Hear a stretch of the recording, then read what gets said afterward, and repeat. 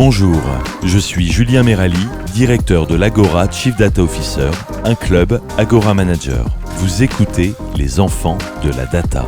Gouvernance, IA générative, conformité et acculturation, les enfants de la data, c'est le podcast qui s'adresse aux Chief Data Officers de grandes entreprises publiques et privées. Bonjour à toutes et tous, j'ai le plaisir aujourd'hui de recevoir Christophe Bonnefou. Christophe, tu es Global CDO de BNP One Factoring. Bonjour. Bonjour Julien et merci de l'invitation. Et merci à toi d'avoir accepté notre invitation, surtout qu'on s'était vu il y a quelques années. Maintenant, on va le compter en années sur l'acculturation data via la gamification. Donc c'est un projet, tu nous diras si c'est un projet que tu vas reprendre dans tes nouvelles fonctions, puisqu'aujourd'hui on va aborder un sujet qui est la création d'un nouveau data office au sein de BNP One Factoring. Avant de rentrer dans le détail de One Factoring, de la création de ce nouveau data office, est-ce que tu peux revenir brièvement sur ton parcours ?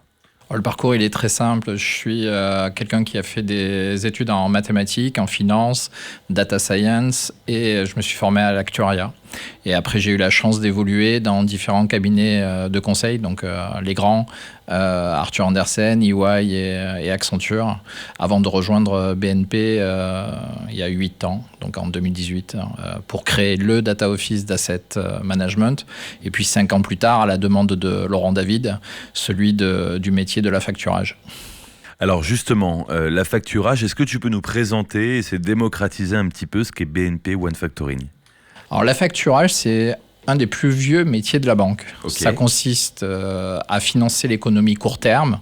Et donc, que tu sois un grand corporate ou une PME, que tu sois une entreprise française ou internationale, tu peux avoir besoin de liquidité et d'un financement court terme. Et donc, pour faire ça, tu cèdes les factures que tu as adressées à tes clients. Et donc, nous, on les achète. Et comme on a tout un dispositif à la fois de qualification de risque, un dispositif et des équipes pour faire du recouvrement, on achète ces factures, on met un spread forcément, et on se rémunère de cette manière-là. Et côté client, lui, au lieu d'attendre 30, 60 et de devoir faire face à ce recouvrement et à ce risque, lui, il reçoit ses liquidités en 4 ou 8 heures. Donc forcément, c'est efficace. Grosse facilité de trésor pour les entreprises. Et donc ça aide, les corporates connaissent ce dispositif et on aide les sociétés en croissance. Donc les startups font appel à ce type de financement, mais pas que. Voilà, les cabinets de conseil et de nombreuses, du moins surtout les corporates quand même. Oui. Alors, on l'a dit, en tout cas tu l'as dit, c'est pas ta première création de data office. Quelle est la différence entre cette création du Data Office chez One Factoring et la création du Data Office que tu as fait chez BNP Asset Management ? S'il y a des grands points différenciants, ce seraient lesquels ? Alors, les points communs, c'était 2 métiers qui étaient en complète transformation. Quand je suis arrivé chez Asset Management, on était en train de migrer vers la solution de BlackRock, on était en train de réfléchir à un référentiel produit, on était en train de réfléchir à l'implémentation d'une plateforme Big Data. GDPR était très très proche. Voilà. Donc on va dire les défis étaient nombreux et c'était une entreprise avec 82 filiales dans le monde et puis un niveau de maturité ou de gouvernance de données vraiment très très faible. Du moins, rien n'avait été fait, mais ce qui était normal à l'époque. Là, 5 ans plus tard, au sein de la facturage, l'écosystème il est un peu plus petit. On parle de 14 pays, donc 14 entités réparties en Europe, plus la Pologne, la Turquie, le Maroc. En termes de maturité, je retrouve les conditions de 2018. Et avec un complément, c'est 14 entités qui n'ont jamais vraiment travaillé ensemble, avec des systèmes complètement fragmentés, très indépendants. Alors, c'est comment c'était avant finalement. Tout à fait. Très indépendant, décentralisé. Très indépendant. Au-delà de la décentralisation, puisque tu as 14 entités qui ne travaillaient pas ensemble et ne travaillaient pas sur les mêmes systèmes ni avec les mêmes processus. Et là, l'idée du One Factoring, elle est très simple. C'est faire converger et harmoniser et proposer des solutions uniques qu'il s'agisse de core banking, qu'il s'agisse de CRM, qu'il s'agisse de gestion des risques, qu'il s'agisse de compta et de contrôle de gestion et de finance, et qu'il s'agisse de reporting, d'analytics, d'AI, ou on va dire de partage des données relatifs à nos third parties. Voilà. Donc c'est une demande qui vient de la direction générale. Tout à fait. Tu as commencé il y a combien de temps à créer ce nouveau Data Office ? Il y a 3 ans, c'était en septembre 2022. Ok, c'était quoi la feuille de route et c'était quoi les principaux enjeux Alors les enjeux du métier sont très simples à résumer, puisque ça consiste à satisfaire nos clients qui ont des demandes urgentes, express, volumineuses et des fois complexes. Ça consiste aussi à aller chercher des points d'efficience, parce qu'on imagine bien que dans ces processus métiers, il existe beaucoup de manualité, tout n'est pas automatique, les gens ont pris une certaine habitude de faire les choses et à certains moments, les flux de données, on aimerait que ça soit automatique et la vie a fait que beaucoup de manualité s'est installée. Et donc là, on se dit, il y a moyen d'automatiser, il y a moyen d'améliorer la qualité des données. Et donc là, le rôle du CDO devient assez prépondérant. Alors justement, sur la data en particulier, quelles sont les grandes typologies de data que vous traitez aujourd'hui chez One Factoring ? Alors tout part de la facture. Ouais. C'est-à-dire à partir du moment où tu achètes une facture, donc tu imagines toutes les données que tu peux trouver sur une facture. Et puis après, derrière ça, tu as forcément les données liées au CRM, au processus client, donc à la connaissance du client. Donc là, de suite, tu es sur les données structurées et non structurées du process KYC, donc Know Your Client, puisque finalement, on ne fait pas du business si on ne connaît pas le client. Après, tu as la même chose côté fournisseur. On a des gros processus aussi fraude, puisqu'on ne doit pas acheter de fausses factures par nature. Donc ça, c'est notre propre risque opérationnel et financier. Puis après, derrière ça, tu as toutes les données de transactions. Tu as alors, on traite peu de données personnelles, finalement, parce qu'on est très, très B2B. Et la facturage, tu ne le fais pas pour des personnes retail. Donc sur ça, on en traite assez peu. Par contre, c'est un métier où on traite quand même de nombreux documents. En fait, on traite beaucoup de la donnée non structurée, ne serait-ce qu'au moment des rapprochements. On reçoit même des paiements en version papier. Et donc, ça nous oblige à utiliser de l'OCR ou de l'AI pour structurer cette donnée non structurée, faire des rapprochements bancaires et finalement payer nos clients le plus rapidement possible et le mieux possible. Voilà. Donc c'est une industrie à la fois exigeante parce qu'on a un retour client qui est quand même très rapide, on est sur des temps courts, on a des périodes dans l'année, vraiment des peak seasons aux arrêtés comptables, aux arrêtés trimestriels, où tous nos corporates finalement nous sollicitent énormément. Et donc, on doit être prêt pour faire face à ces événements clients, en fait. Voilà. Alors, il y a 3 ans, tu as commencé avec combien de personnes dans ce nouveau Data Office et aujourd'hui, vous êtes combien ? Alors, au départ, quand je suis arrivé, j'étais tout seul. Comme souvent. Et puis, la chance d'avoir cette feuille blanche, forcément, en faisant à la fois le tour des équipes, le tour des experts, le tour des pays, je me suis doté à la fois d'une équipe très resserrée au niveau de mes propres managers. Et puis, petit à petit, j'ai créé une communauté qui s'est élargie avec l'IT. Et là, en commun accord avec le DSI, on a créé une communauté data AI, que ça soit, on va dire, côté métier et côté IT. Voilà. Donc là, aujourd'hui, on a une communauté assez large, puisque je parle quasiment d'une 30aine de personnes, avec une bonne dizaine qui est basée en Inde, qui sont des développeurs IT, mais au service de la data et des produits data que l'on construit. Et là, ça devient intéressant. C'est-à-dire que l'idée, ça a été de suite de bâtir une team. Et donc, on passe du temps à expliquer les enjeux, d'expliquer qu'est-ce qu'on construit et d'obtenir l'engagement de chacun sur ce qu'il fait et finalement sur les enjeux qui même les dépassent en fait. Et donc on leur explique ça et finalement ça fonctionne assez bien. Et donc la relation là, avec les équipes IT et les équipes data se passe bien? Ah, très très bien. Et les équipes IT sont à l'aise avec les directives data est-ce que voilà, la compréhension finalement entre les deux métiers, on sait que parfois c'est pas toujours évident dans les entreprises. Qu'est-ce qui fait en 2 mots que selon toi ça se passe bien aujourd'hui? Alors, je voudrais être humble, mais c'est déjà la rencontre de 2 personnes. Ouais. Donc, j'ai un IT stream leader qui a très bien compris à la fois l'ambition et l'impulsion que je voulais donner en septembre 2022.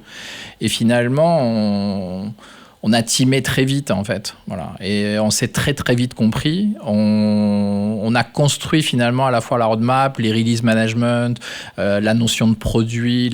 Il a vu que j'étais à la fois capable de fixer des ambitions qui étaient réalistes pour lui en tant qu'IT, réaliste pour les personnes qui l'encadraient en termes de dev, de test ou de mise en prod. Et donc à partir du moment où je suis clair sur mon ambition et sur les résultats que j'ai envie d'obtenir, ben finalement on s'accorde assez vite sur les dates de mise en prod des différents produits, etc. etc. Et finalement ça fonctionne très bien. Alors tu es membre du COMEX. Aussi, oui. Qu'est-ce que ça change fondamentalement dans ton quotidien, dans tes prises de décision? Est-ce que ça te permet d'aller plus vite, d'avoir plus de relations et de faire remonter en tout cas les besoins du métier? On va revenir sur la relation avec les métiers, mais qu'est-ce que ça t'apporte fondamentalement d'être au COMEX? Alors comparativement à la situation à laquelle je faisais face chez Asset Management, je dirais pas que c'est le jour et la nuit, mais ça réduit énormément les temps de prise de décision. Ouais. C'est-à-dire que forcément, le COMEX, c'est dans sa version la plus réduite, je suis en train de parler de 6 à 8 personnes. Ça veut dire que tous les vendredis, on discute des enjeux de l'entreprise. Donc forcément, tu es conscient de ces enjeux tous les vendredis matins. Tu analyses comment la feuille de route data peut ou pas y répondre. Et donc forcément, tu peux interpeller tout un chacun sur tes propres prises de décision. Comment finalement tu peux compter sur eux pour arbitrer des sujets ou au contraire en accélérer d'autres. Et ça, c'est intéressant parce que finalement, en très peu de temps, on arrive à s'aligner. On arrive à débattre soit d'arbitrage, de renonciation ou de choses qu'on doit accélérer. Et ça, c'est appréciable. Ouais. Alors, dans les grandes étapes de cette création de Data Office, donc la direction générale t'a donné une feuille de route et en même temps une feuille blanche sur laquelle il fallait écrire le projet. Dans quel ordre t'as pris les choses? T'es allé voir les métiers? T'es finalement, avant d'écrire ta feuille de route, t'as écrit ta feuille de route et ensuite t'es allé voir les métiers. Comment ça s'est passé? Alors, il y avait quand même une urgence. Il y avait l'urgence d'avoir ce fameux référentiel tiers. Il y avait une urgence de rationaliser le sourcing auprès de nos market data providers. Donc, il fallait déjà répondre à cette première urgence. Il faut savoir que dans l'affacturage, on achète énormément de données à l'extérieur. On se source aussi de sources du groupe BNP. Mais il y avait une rationalisation à faire. Donc ça, il a fallu convaincre du projet, que c'était faisable, que les solutions technologiques existaient, passer par moult instances de gouvernance technique et métier, et montrer qu'on avait les idées claires en termes de release management, de features à développer, et même de capacité à faire, puisque comme je le disais tout à l'heure, on a fait confiance à une équipe d'une petite dizaine de personnes en Inde. C'est assez nouveau. On l'a fait, on a eu raison de le faire comme ça et ça fonctionne. Aujourd'hui, on montre que ça fonctionne. C'était pas évident il y a 3 ans. Là, aujourd'hui, on a montré que ça fonctionne et que ça fonctionne même très bien. Donc ça a été le premier sujet. Deuxième sujet, c'était toute la partie analytique, reporting. Le monde de la facturage est un monde où depuis 35 ans, le shadow IT a pu se développer. Et donc, il fallait professionnaliser, il fallait montrer la valeur aussi de solutions du marché, de solutions qui permettent à tout un chacun de faire aussi bien de la self-BI que de faire du reporting et du dashboarding, mais avec les outils de maintenant et pas uniquement Excel. Voilà, donc ça a été un deuxième chantier et on est en train... là aussi d'acculturer et de montrer que ça fonctionne et qu'il y a autre chose que Excel pour faire les choses et pour finalement, là aussi, produire de la valeur, utiliser encore plus les données dont on dispose, pouvoir les croiser et donc désiloter l'organisation et le sourcing des données clés à l'entreprise. Voilà, donc ça a été les deux premiers chantiers, pas uniques, hein, puisque... Après, il a fallu mettre une gouvernance décentralisée pour que ce soit les sujets GDPR ou l'IACT. Il a fallu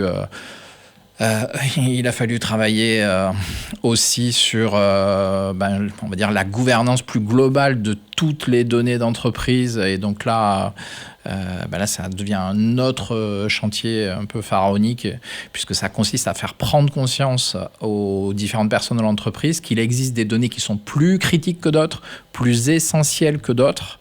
Et donc là, il faut à la fois communiquer, mais faire comprendre, conscientiser. Et là, on touche les sujets que tu connais, d'acculturation. Et alors justement, sur la gouvernance, comment on gère la gouvernance quand il y a autant de pays, quand il y a aussi finalement autant d'historiques, peut-être de la dette technique, peut-être beaucoup de dette technique. Comment on arrive à une situation de gouvernance, et peut-être que ton sujet n'est toujours pas terminé, qu'il y a encore plein d'étapes à venir, mais comment tu gères ça avec les métiers au quotidien ? Alors, si on prend les sujets, on va dire par le plus simple, donc sur la partie des données personnelles et de GDPR, on a juste eu besoin de reclarifier certaines responsabilités. Il n'y a rien de pire dans une organisation que quand tu es face à des décisions molles, des décisions qui n'ont pas été expliquées, des décisions peu claires. Donc là, tu réexpliques les responsabilités, les rôles de chacun, l'impact pour eux d'être en responsabilité. Voilà. Donc ça, on l'a fait. Et en fait, par cette méthode-là, ça a été la même chose pour les deux assets dont je te parle. C'est-à-dire que à un moment donné, tu peux expliquer que une autre gouvernance, en fait. Qu'une autre gouvernance est possible. Tu n'es pas obligé de répliquer sur chaque sujet la même gouvernance. Donc, on a des sujets où on a misé sur une décentralisation très forte. Et on a des sujets où forcément, parce que la maturité des équipes n'est pas au rendez-vous, que c'est trop compliqué de gérer ces sujets-là en local, on a tout recentralisé. Voilà. Mais il faut juste l'assumer, il faut juste l'expliquer, et puis après, prendre le temps, mais surtout répéter les choses et être très pédagogue. Alors, un des grands sujets aussi, c'est la qualité de la donnée. Qui est responsable aujourd'hui de la qualité de la donnée ? Alors pour moi, c'est très simple. J'ai réglé cette question-là depuis très longtemps. Celui qui est responsable de la qualité des données, c'est celui qui s'engage à remédier finalement les choses quand les choses vont pas très bien, et celui qui s'engage finalement à respecter aussi les attentes du début. C'est-à-dire qu'une donnée, à un moment donné, je définis une exigence. Et là, les exigences, on connaît tous les 8 critères de data quality. On se pose, on se dit, cette donnée-là, si elle est critique, si elle est clé pour mon entreprise, ça veut dire quoi en termes de data quality ? Et s'il faut qu'elle soit à 100% complète, à 100% accurate, à 100% valide, etc., etc. Celui qui va s'engager par rapport à ce contrat-là devient le responsable de la qualité de ces données-là. Et j'ai l'habitude de dire qu'un Chief Data Officer ne peut pas s'engager finalement seul, ça c'est évident, mais il peut pas être son engagement ne peut pas être supérieur à la somme des engagements de tous ces responsables de la qualité de données. Donc c'est les métiers pour toi qui sont responsables de la qualité. Il faut. Et après, ça, c'est ce que disent souvent les CDO, mais après dans la réalité, on voit que parfois il y a un décalage. Alors il y a un décalage et à la rigueur c'est normal. Ouais. Le décalage, il vient de deux choses. C'est-à-dire qu'il y a des métiers qui vont déléguer leurs responsabilités à d'autres. Simplement que cette délégation, souvent, elle est peu claire. Pourquoi on délègue ? On délègue souvent auprès d'équipes en middle et back-office. Par exemple, un exemple très simple que tout le monde va comprendre, quand j'étais chez Asset Management, dire à un trader, dire à un gérant de fonds, tu es responsable de la qualité de données, pour des personnes qui sont vraiment en front sur l'activité, c'est très compliqué. Ils savent qu'ils sont responsables. C'est presque une insulte, quoi. Alors, je dirais pas ça, mais ils savent qu'ils le sont. Est-ce qu'ils ont le temps de le faire ? Et est-ce que leur ROI de leur temps doit aller vers ça ? J'y crois pas. Par contre, on a mis en place un système que c'est le trader, c'est le gérant qui définit les expectations en termes de data quality. Après, c'est le middle et le back office qui gèrent les choses opérationnellement. Mais ça, si tu le dis pas clairement en disant les traders et les gérants restent accountable, restent responsables des choses, mais par contre, avec dans le délégation. côté maker, c'est une autre équipe qui se trouve ailleurs. Voilà, si tu enlèves les ambiguïtés et le flou dans la gouvernance, ça se passe et les choses s'améliorent. Par contre, de continuer à dire que c'était les gérants et les traders qui étaient responsables de tout, que c'était eux qui devaient remédier, etc., c'était faux. Et on faisait fausse route. Alors, il y a aussi un grand sujet, on l'a abordé il y a pas longtemps, c'est la valeur du Data Office, c'est la valorisation de la donnée. Est-ce qu'aujourd'hui, ça fait 3 ans que tu as monté ce Data Office, est-ce que vous arrivez à démontrer la valeur ? Et je vais peut-être aller plus loin, est-ce que, vu qu'il a été créé il n'y a pas si longtemps que ça, peut-être a-t-il été pensé value by design ? Comment vous abordez ce sujet-là ? Alors, comme je suis un héroïste convaincu, on va dire que oui, by design, je l'ai designé pour qu'ils produisent de la valeur. Pour qu'ils produisent de la valeur, j'ai demandé à mes équipes d'être en responsabilité sur 2 assets. Donc, la partie référentiel tiers et market data sourcing. Donc là, j'ai une product owner qui est en pleine responsabilité sur ce produit-là, sur le release, sur les tests même de cet asset. Idem pour la plateforme d'analytique et de reporting. Il y a notre PO qui s'occupe à la fois du pipeline des cas d'usage qui lui arrivent, de la faisabilité des choses et du sourcing, puisque finalement c'est une plateforme qui va consolider et agréger une dizaine de sources de données. Il est en responsabilité sur cette plateforme. Donc la valeur que délivre cette plateforme, il a la main dessus. S'il décide de la plugger à une seule source, ça produira la valeur escomptée. Par contre, s'il y en a 10, forcément, il y aura encore plus de valeur qui va s'en dégager. Ça, c'est un élément de réponse. Par contre, on n'en est pas à monétiser la donnée ou à vendre ou à la vendre. Ça, on n'en y est pas. Par contre, si je prends le produit qu'on a appelé Sinae, donc ce fameux référentiel tiers et qui se source des market data, 6 mois après mon arrivée, j'ai expliqué la valeur de cet asset simplement en expliquant là aussi au general manager on a fait une analyse de vos dépenses en market data, on a fait une analyse du processus d'achat de ces market data et via cet outil, on s'est engagé à réduire la facture d'achat des market data par une meilleure réutilisation des données qu'on venait juste d'acheter. Et au lieu d'empiler finalement les données de manière quotidienne qu'on achète, là, on mettait en place un outil qui analyse si les données qu'on demande le mardi, on ne les a pas juste achetées la veille. Voilà. Et donc ça, c'était des choses peut-être simples, mais qui n'étaient pas en place en fait. Voilà. Et donc, tu l'attrapes par les coûts, tu l'attrapes par les contrats, mais tu l'attrapes en te plongeant dans le sujet. Et je peux te dire, il y avait un ROI, il y a de la valeur à aller chercher. Et ce qu'on fait, on est toujours drivé par ce type d'éléments. Alors, dernière question, parce qu'après le temps file, on pourrait y passer quelques heures sur tous ces sujets-là. Mais dernière question, tes prochains projets, on parle beaucoup d'IA, donc forcément, je vais te poser la question. Mais comme finalement le Data Office est assez récent, peut-être a-t-il là aussi embarqué l'IA dès le début. Voilà, tes prochaines grandes étapes. Alors, Via l'arrivée de Soo-Young, donc le patron de l'IA chez BNP, et puis les progrès que le groupe a fait depuis un an, c'est sûr que l'arrivée des LLM as a service, l'arrivée de nouveaux services côté ITG nous interroge. Et là, maintenant que les services sont prêts, on va dire, il n'y a plus qu'à trouver finalement le matching entre ces services IT et des besoins métiers.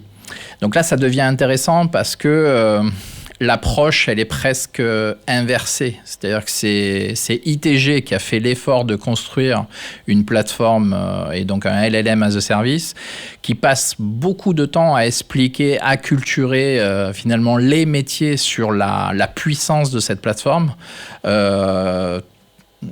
Tous les mois, donc j'ai l'occasion d'être en Stirco avec Soo-Young.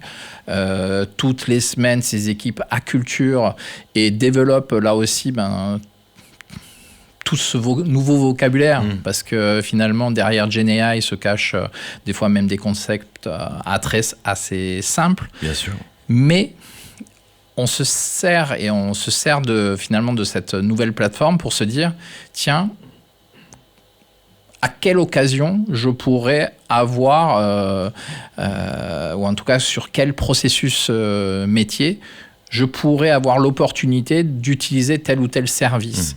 Et donc, je dirais que l'approche est assez inversée, c'est-à-dire qu'on part moins du besoin interne. Là, on est face à quelque chose qui existe, qui est opérationnel, qui est en prod. Qu'est-ce qu'on peut faire avec ça ? Et qu'est-ce qu'on peut faire avec ça ? Ouais. Voilà. Et donc là, ça devient assez intéressant. Et de la manière dont le groupe s'y prend, finalement, c'est une bonne chose, puisque on n'est pas en train de rêver debout.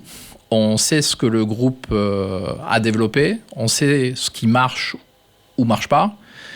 Et finalement, c'est au métier de s'accaparer ce langage-là et de se prononcer sur la valeur qu'ils y voient. Alors, il y a des cas d'usage très simples. Ça va de la traduction, ça va de la génération d'images en vidéo, ça va sur il y a des services que propose ITG où on voit bien que ça va changer la donne pour des actions de change management.